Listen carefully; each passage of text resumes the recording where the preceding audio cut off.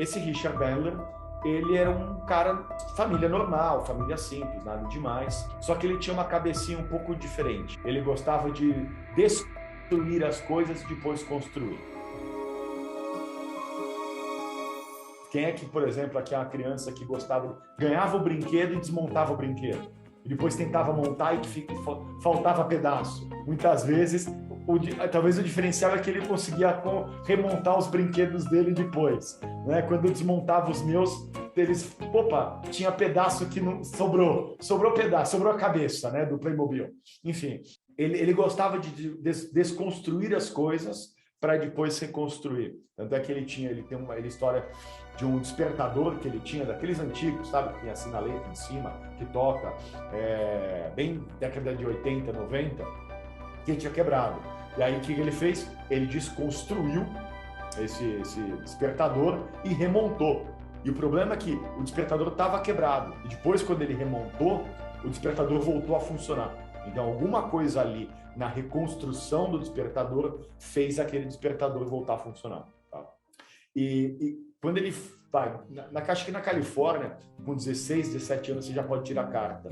Então, já pode, né, dirigir carro lá na Califórnia.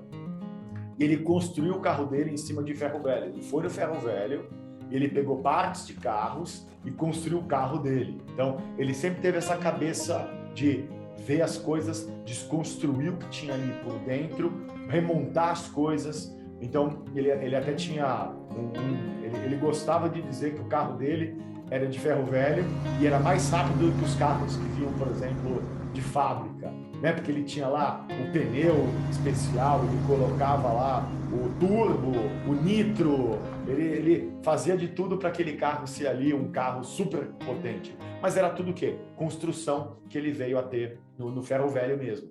E aí, essa criança, esse adolescente, ele começou a estudar em Santa Cruz, da Califórnia, uma coisa que na época era muito nova, a computação.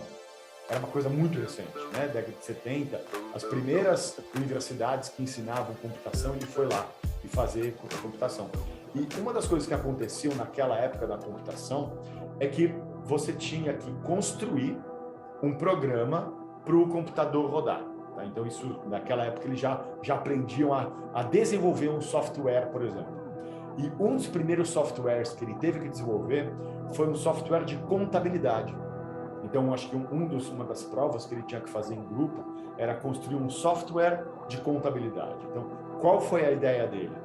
Ele começou a bater na porta de contadores. Ele falou, eu preciso conhecer um bom contador. Então, ele foi atrás de contadores para conseguir conversar com essas pessoas para elaborar, como é que esse contador pensa? Como é que esse contador calcula? Como é que ele faz o que ele faz para conseguir inserir isso na máquina?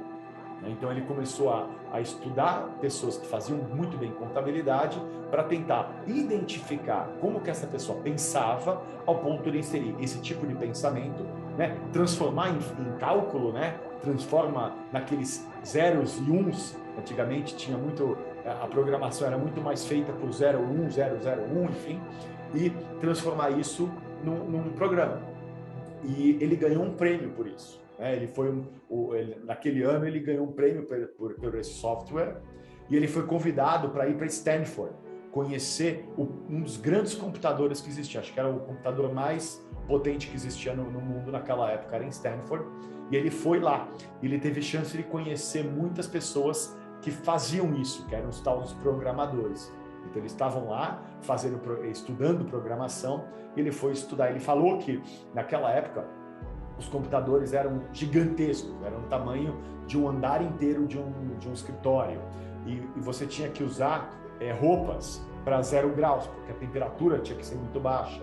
E ele falava que na época os disquetes, né, não sei se vocês sabem que é um disquete, alguns devem saber, que eles chamavam de Archaeophiles e pesavam 25 quilos cada. E eles levavam os Archaeophiles com aqueles carrinhos industriais. Então eles pegavam ali o carrinho industrial para ficar levando de um lado para o outro os arquivos, os Archaeophiles, que pesavam 20, 25 quilos. E aí eles pegavam esses arquivos, encaixavam na máquina, né? E a máquina começava a rodar, né? E esses Archaeophiles tinham buraquinhos e o computador ia lendo esses buracos e fazendo o que tinha que ser feito. E ele ficou encantado com isso. Ele achou muito legal conhecer esses programadores, que eram pessoas que estudavam coisas que o ser humano já fazia e tentavam inserir numa máquina, né? A automação em geral. Então, o processo de automação é bem esse, é pegar alguma coisa que um ser humano faz e fazer uma máquina fazer no lugar dela, para a gente ter mais tempo. Inclusive, quem viu aquele filme, O Jogo de Imitação? Né? O Jogo de Imitação é um filme muito legal, que conta a história de matemáticos que tiveram que construir um computador para identificar o código nazista. Né? Então, muito legal aquele filme, porque ele representa muito essa ideia de automação. Que eram matemáticos fodásticos, os melhores matemáticos do mundo, e eles não estavam conseguindo identificar esse código, porque a cada 24 horas eles renovavam o código. Então eles ficavam cansados, têm que ir no banheiro, eram seres humanos. Então um deles resolveu construir uma máquina que fizesse isso por eles.